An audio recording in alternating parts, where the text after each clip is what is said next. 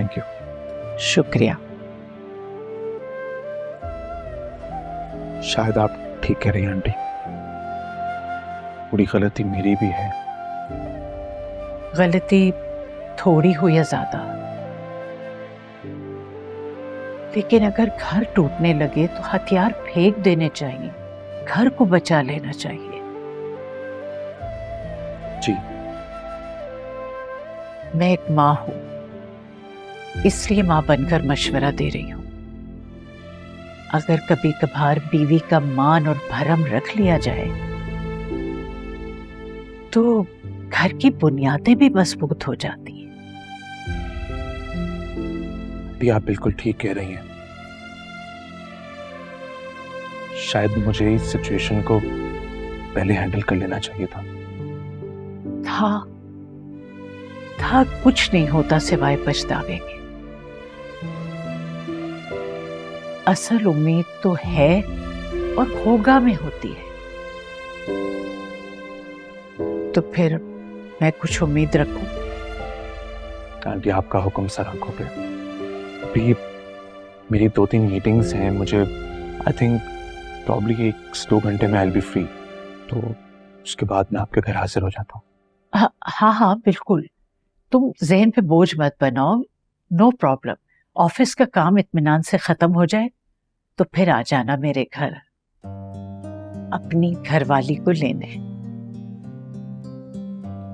जी इंशाल्लाह। आंटी आप पहली दफे मेरे ऑफिस आई हैं, आपने कुछ खाया भी नहीं, कुछ पिया भी नहीं, मुझे बहुत। बस बेटा, किसी चीज की जरूरत नहीं। मेरा ख्याल है मैं चलती हूं। मैं आपको ड्रॉप करता हूँ। आइए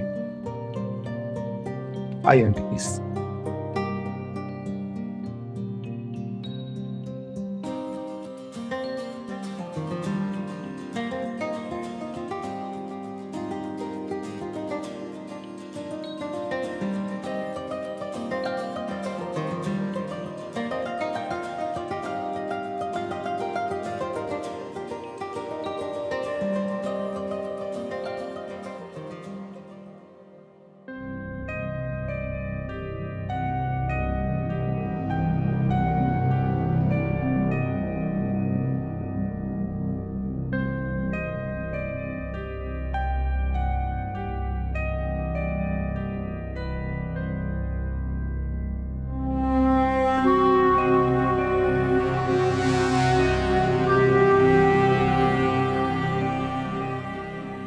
मेरी इस घर में सुनता ही कौन है?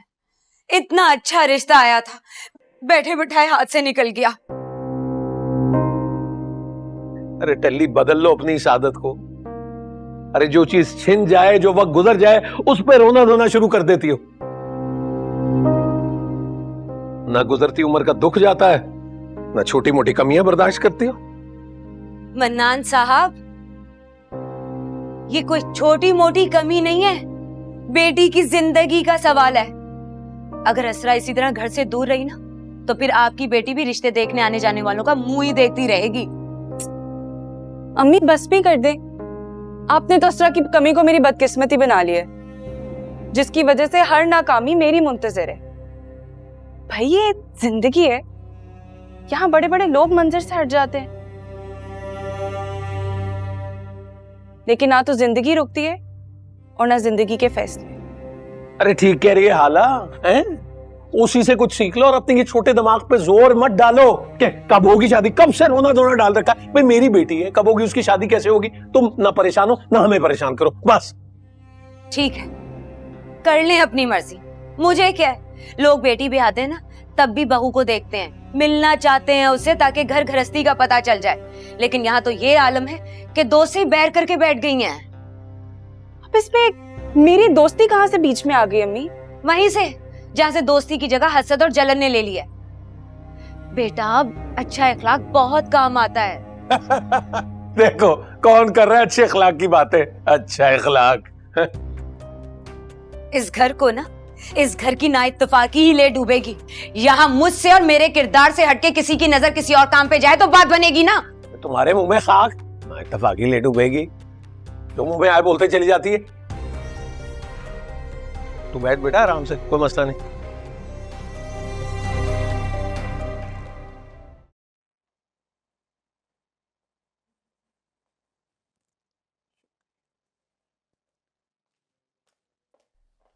अम्मा कहाँ चली गई थी आप?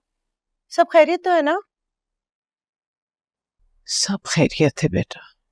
अम्मा सरवर साहब ने भी 4 फोन किए आपको, अब फोन ही नहीं उठा रही थी, कहाँ थी अम्मा? वक्त पे इंसान को क्या क्या दिखाता है। मैं बेटी की खुशियां मांगने गई थी।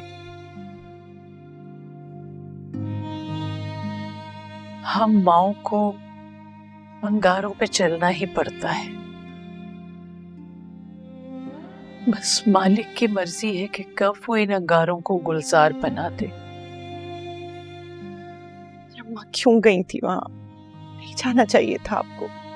किसी और की जानिब से झुक जाने में तकलीफ नहीं होती। मैं अपनी बेटी की तरफ से झुक गई। बस अल्लाह सब खैर करे, बेहतरी करे। आमीन।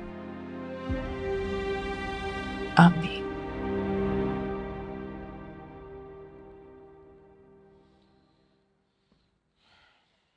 अरे मैं तुम्हें ही ढूंढ रही थी। बोले। वो हाला के लिए एक अच्छा रिश्ता आया है। लड़का अच्छा कमाता है, बिजनेसमैन है, लेकिन उसकी फूफो इस बात पे अड़ गई है कि वो बहू से मिले बगैर बात तय नहीं करेंगी। मैंने बात बनाने की बहुत कोशिश की, लेकिन वो नहीं मानी। देखो सुल्तान, तुम अपनी जगह बिल्कुल ठीक हो।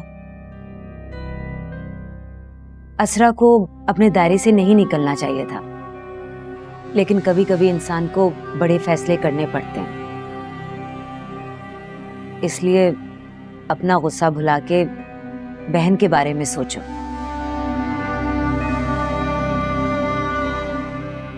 तो बताओ क्या करना चाहिए?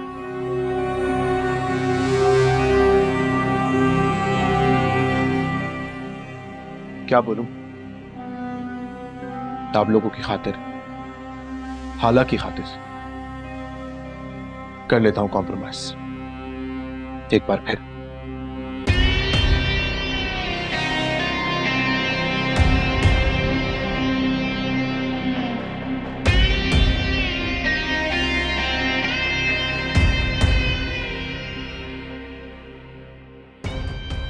वो तो सास साहिबा आ गई, वरना मैं कभी नहीं चाहता असरा को लेने।